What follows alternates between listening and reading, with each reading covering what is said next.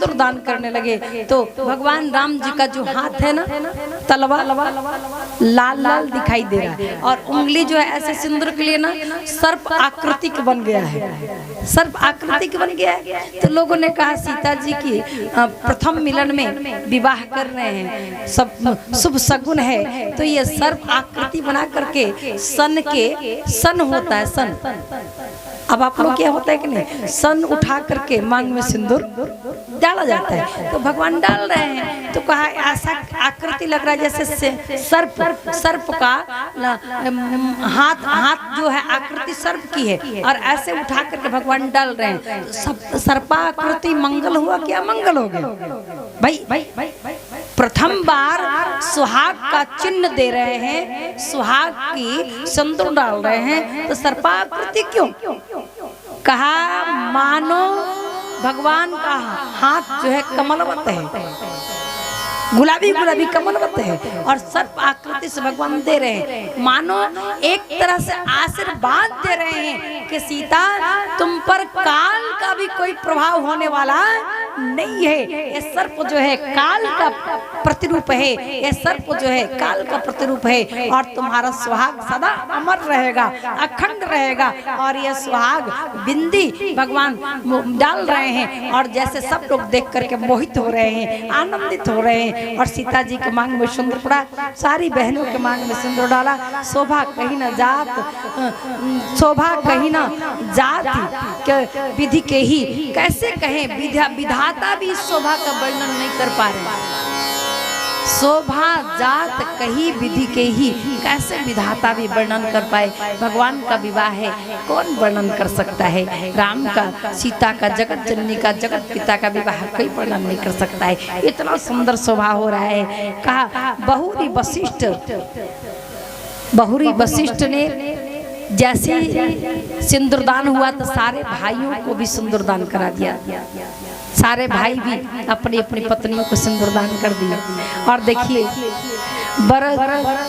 वशिष्ठ जी की आज्ञा से वर दुल्हन एक आसन पर बैठ गए, एक आसन पर बैठे और सीता जी को वाम भाग में स्थान मिल गया, वामांगा बन गई। इस प्रकार से जस विवाह जस रघुवीर ब्याह विधि वर्णी,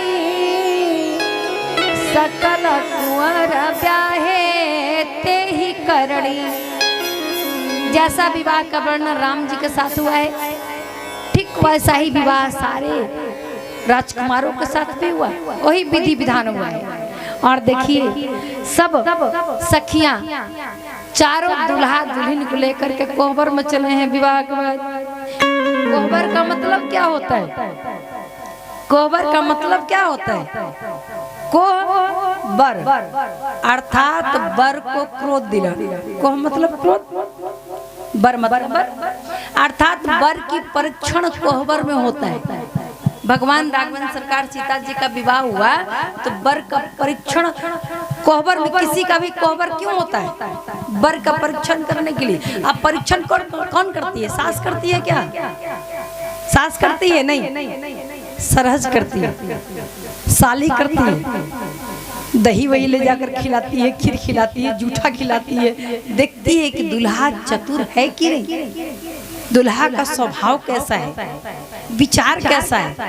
कोहबर में कहती दुल्हवा बहुत चिढ़ता है, दुल्हवा बड़ा सुंदर है, सुशील है, हा? मतलब इतना करती है कि मतलब समझ जाती है कि दूल्हा का प्रवृत्ति कैसा है, स्वभाव कैसा है, नेचर कैसा है। कोहबर तो सखियां जब लेके चली कोहबर में तो राम जी चले। आप देखिए जैसे सखियां चली तो राम जी चलने लगे, चारों भाई चलने लगे।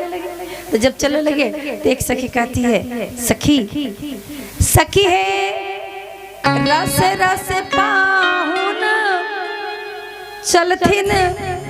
कहा कैसे चल रहे?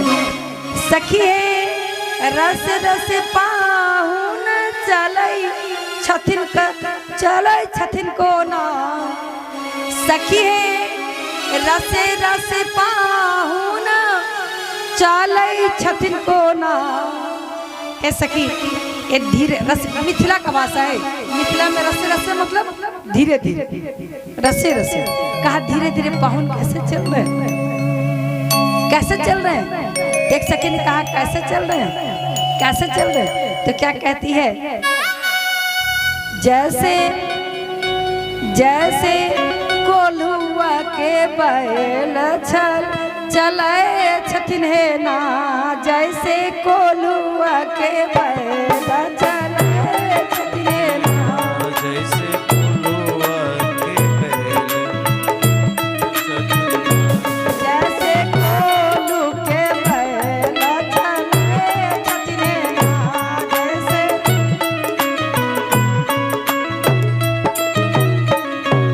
जैसे का सखी है धीरे धीरे। ये दुल्हा सरकार कैसे चल रहे हैं, रसे रसे पाहुन चले छथिन कोना, कैसे चल रहे हैं, का कोल्हू के बैल के जैसे। भरत जी ने सुना, भरत जी ने कहा अरे क्या कह रही हो, हमारे भैया को कोल्हू का बैल कह रही हो, तुम जानती हो हमारे भैया कौन है, तुम्हें पता नहीं कि हमारे भैया कौन है। सखियों ने कहा हम जानते हैं कि आपके भैया ब्रह्मांड के नायक हैं, हमारे हम जानते हैं कि आपके भैया भवसागर से पार करने वाले हैं। लेकिन एक बात बताइए, एक बात बताइए, आपके भैया 84 लाख जोनी में जीवात्मा को कोल्हू की बैल की तरह पेरते हैं कि नहीं पेरते, पेरते हैं ना, पेरते हैं कि नहीं पेरते, कहाँ पेरते। अब राम जी ने कहा तुम मिथिला के सखियों से क्यों लग रहे हो, अरे ज्ञानियों में अग्रगण्य है, ये सूची समता है, ये ज्ञानियों का नगर है, इनसे बोलना ठीक नहीं है, ब्रह्म ज्ञानी है, चुपचाप सिर झुका के चलो, कुछ बोलने की आवश्यकता नहीं। राम जी ने विचार किया ससुराल है, कैसे चलो, कभी तो ससुराल मिला नहीं।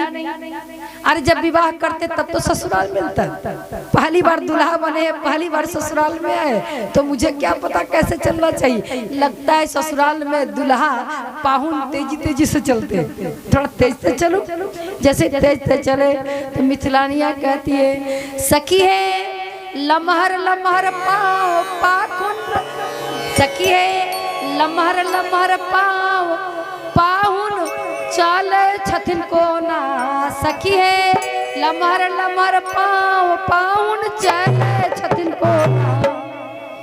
कहा कि लमहर लमहर पाँव डाल के चल रहे, कैसे चल रहे, कैसे चल रहे। कहा जैसे जैसे बकरा, बलि का बकरा काटने के लिए, बलि देने के लिए गर्दन रख दिया गया हो और किसी कारणवश छूट जाए तो कैसे भागता है, भागता है कि नहीं भागता है। जैसे बलि के बकरा भागे छथिन है ना, जैसे बलि के बकरा भागे,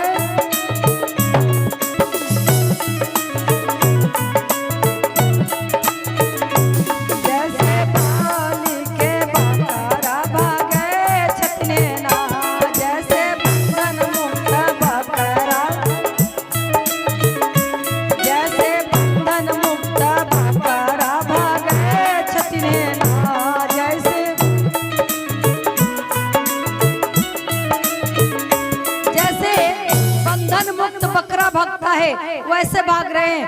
लक्ष्मण जी ने कहा भैया अब तो मैं पूछूंगा। लक्ष्मण जी ने कहा अब तुम ही बाकी हो, तुम भी पूछ ही लो, तुम्हारा भी खैर नहीं है।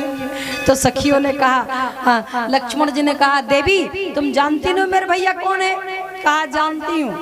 अरे तो तुम इन्हें बकरा क्यों कर, बकरा से तुलना क्यों कर रही हो। कहा आज ब्रह्म को भी कहते हैं और आज के कुल के आप हैं भी, आज आपके दादा परदादा का नाम है, तो आप बकरा को भी आज कहते हैं, बकरा को भी आज कहते हैं। तो हमने आज कह दिया तो क्या क्या बिगड़ गया, अगर आज की उपमा दे दी तो क्या बिगड़ गया। अब लक्ष्मण जी चुप हो गए। राम जी ने कहा मैंने पहले ही कहा था कि ससुरारी में बदनामी मत कराओ, चुपचाप सिर झुका के चलो, लेकिन मानोगे नहीं। फिर भगवान राघवन सरकार ने सोचा लगता है धीरे धीरे नहीं चलना चाहिए, लगता है तेज तेज भी नहीं चलना चाहिए, इसलिए ना मैं अब धीरे चलूंगा ना तेज चलूंगा, चुपचाप खड़े हो। जब खड़े हो गए तो सखियों ने देखा है तो चल ही नहीं रहे, और जब चल ही नहीं रहे तो आगे का कैसे काम होगा, कैसे काम होगा, विधि विधान कैसे होगा। तो तुरंत भर में सखियों ने कहा ऐसे तो काम चलेगा नहीं, जब तक ये चलेंगे नहीं। एक सखी ने कहा सखी है आंगन बीच दूल्हा, सखी है आंगन बीच पाहुन खड़ा छतिन कोना, सखी है आंगन बीच पाहुन खड़ा छतिन कोना, जैसे सखुआ के खंभा खड़ा छतिन, जैसे सखुआ के खंभा, जैसे सखुआ के खंभा गड़े छतिन ना, जैसे सखी आंगन बीच में ऐसे खड़े लग रहे हैं, ऐसा लग रहा है जैसे सखुआ का खंभा गड़ा है, सखुआ का खंभा गड़ा है। मतलब कहा भगवान को तुम सखुआ का खंभा कह दोगे। कहा महाराज एक बात बताइए, भगवान जड़ में भी है, चैतन्य में भी है, और भगवान तो सर्वत्र है, भगवान कहाँ नहीं है, खम्भ में भी है, खड़ग में भी है। अगर खम्भ में नहीं होते तो प्रहलाद को कैसे बचाते नरसिंह बन करके। इसलिए लगता है कि आपको पता नहीं है। अब शत्रुघ्न जी भी चुप हो गए। राम जी ने कहा मैंने पहले ही कहा था इनसे बहस मत करो, जीत नहीं पाओगे, ये साधारण नहीं है। लेकिन मानोगे ही नहीं मानोगे। तब राम सखियों ने कहा दुल्हा सरकार आगे बढ़िए। कैसे बढ़ूं? अरे तेज चलते हैं तो भी शिकायत, धीरे चलते हैं तो भी शिकायत, खड़े हो गए तो भी शिकायत। अब आप ही बताइए कैसे चले। कहा जैसा जैसे हम चले, जैसे जैसे हम गए वैसे वैसे चलिए। आप मिथिला में हैं तो मिथिला की नारियों की उंगली पर आपको नाचना पड़ेगा, जैसे जैसे हम इशारा करेंगे वैसे वैसे चलना पड़ेगा।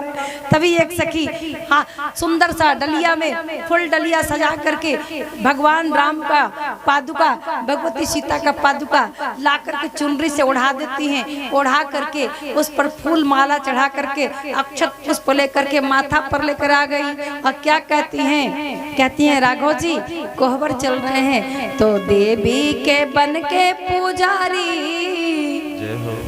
देवी के बन के पुजारी आनंद ससुरारी में लूट,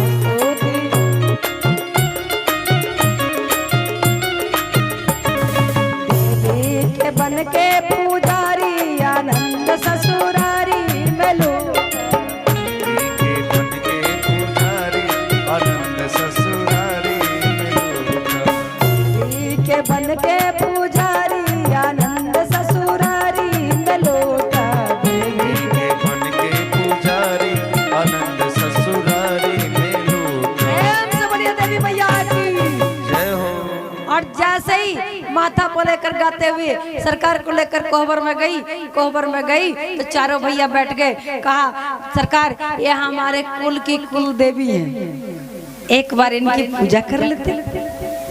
राम जी ने कहा बिना देखे तो हम पूजा नहीं करते, जब तक आप दिखाएंगे नहीं, दर्शन कराएंगे नहीं कुल देवी का, तब तक हम पूजा नहीं करते। हम तो अपने ही कुल देवता की पूजा करते हैं, आपकी कुल देवी का दर्शन करेंगे तभी पूजा करेंगे। एक सखी ने कहा बड़े चतुर हैं, बड़े चतुर हैं, अरे देखो पूजा नहीं कर रहे। कहा कोई बात नहीं, आपके भैया नहीं कर रहे हैं तो लक्ष्मण सरकार आप ही कर लो। लक्ष्मण जी ने कहा मैं भैया का अनुगामी हूँ, भैया पूजा करेंगे तो मैं भी पूजा करूंगा, भैया पूजा नहीं करेंगे तो मैं पूजा करने वाला नहीं हूँ। कहा ये तो उससे भी ज्यादा समझदार लगता है, लक्ष्मण उर्मिला का पति तो उससे भी ज्यादा समझदार लगता है, देखो पूजा नहीं कर रहा। तभी एक सखी शत्रुघ्न से बोलती है रिपुसूदन पहुना आप तो पूजा कर लीजिए। कहा दो दो बड़े भाई हैं, तीन तीन बड़े भाई हैं, तीनों भाई पूजा नहीं कर रहे तो मैं कैसे कर लूं, मैं भी नहीं करूंगा। सखियों ने कहा लगता दाल नहीं गलेगा, मजा नहीं आएगा। इतने में एक सखी भरत जी से कहती है आप तो पूजा कर लीजिए। भरत जी ने कहा लाइए बताइए कैसे पूजा करना है। जैसा जैसे बताई भरत जी ने पूजा कर दिया। और भरत जी आंख दिखा रहे हैं भरत जी को, राम जी लक्ष्मण जी क्या कर रहे हो, विनोद हो रहा है, कम से कम ससुराल में इतना सीधा मत बनो, मजाक के पात्र बन जाओगे, हंसी उड़वाओगे। भरत जी ने कहा अरे कुछ नहीं होगा, पूजा ही तो कर रहे हैं। इतने में जैसे भरत जी ने सिर झुकाया तो सखियों ने विनोद में वहां से चुनरी को हटा दिया। तो एक राम जी के पादुका, एक सीता जी के पादुका, भरत जी गदगद हो गए, नेत्रों में आंसू निकल आया और आनंदित होकर के अपने सिर पर पादुका को उठा कर रख लिया। मोरे शीस राम की पनही, मोरे शीस राम की पनही, मोरे शीस राम की पनही, मोरे शीस राम की पनही। और इतने खुश हुए, मोरे सिर पे राम की पनही, इतना खुश हुए। लक्ष्मण जी ने कहा भक्ति यही दिखाना था, ससुराल में ही दिखाना था भक्ति, अरे चल करके अयोध्या में दिखाते, सारी प्रतिष्ठा ले लेंगे आप। अरे भरत भैया कब समझेंगे आप, ससुराल है ससुराल। हास विलास हो रहा है, फिर दुल्हा से धान छटवाया जाता है और धान छटवा कर चावल बनवाया जाता है। तो सखियां कहती है चीता चोरावाया बनैलन है, चिता चोरावा आज बनैलन है, चिता चोरावा आज बनैलन है, सब सान गुमान गवैलन है, सब शान गुमान गमैलन है, चिता चोरावा आज बनैलन है, चिता चोरावा